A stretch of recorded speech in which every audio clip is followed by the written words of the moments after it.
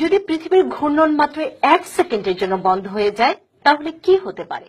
সম্প্রতি ভিসাস নামক একটি জনপ্রিয় বিজ্ঞান গবেষণা সংস্থায় এ সম্পর্কিত একটি প্রতিবেদন প্রকাশ করেছে। তাতে বলা হয়েছে, যদি এমন হয় তাহলে সেকেন্ডেই ধ্বংস হতে পারে গোটা পৃথিবী। বিস্তারিত জানাচ্ছেন শামীম এহসান।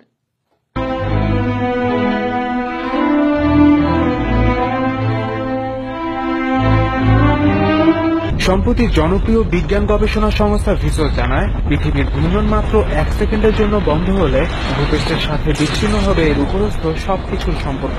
গতি জড়তার ফলে ছিটকে পড়বে সব মানুষ, জীবজন্তু থেকে শুরু করে ভূপৃষ্ঠের উপর বিদ্যমান সব বস্তু। The spin of our planet is important and literally পৃথিবী ঘূর্ণনের কারণে আমরা আমাদের স্বাভাবিকের চেয়ে কম ওজন অনুভব করি। এর ঘূর্ণনের ফলে ভূপৃষ্ঠের উপরস্থ সবকিছু সেকেন্ডে 465 মিটার গতি অর্জন করে। ফলে মাত্র 1 সেকেন্ডের বিরতিতে এর উপরস্থ সবকিছু ঘন্টায় 1040 মাইল বেগে ছিটকে পড়বে।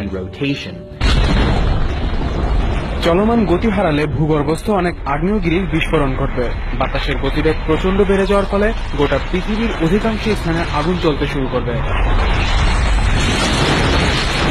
পৃথিবীর সমস্ত জলভাগ জুড়ে চলবে বিশাল এক সুনামি। সব জল গিয়ে জমা হবে 2 মেরুতে। বাকি পৃথিবী জলশূন্য হয়ে পড়বে।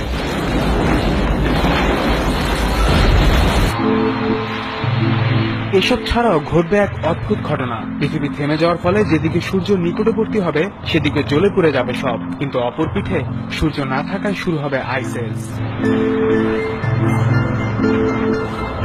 কিন্তু মাত্র 1 সেকেন্ডের জন্য পৃথিবী থেমে আবার আগের মতো ঘুরতে শুরু করলেও পৃথিবীতে কিছুই আর আগের মতো থাকবে না।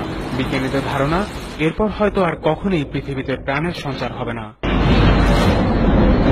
শামীম এহসান, DBN 24 নিউজ ডেস্ক।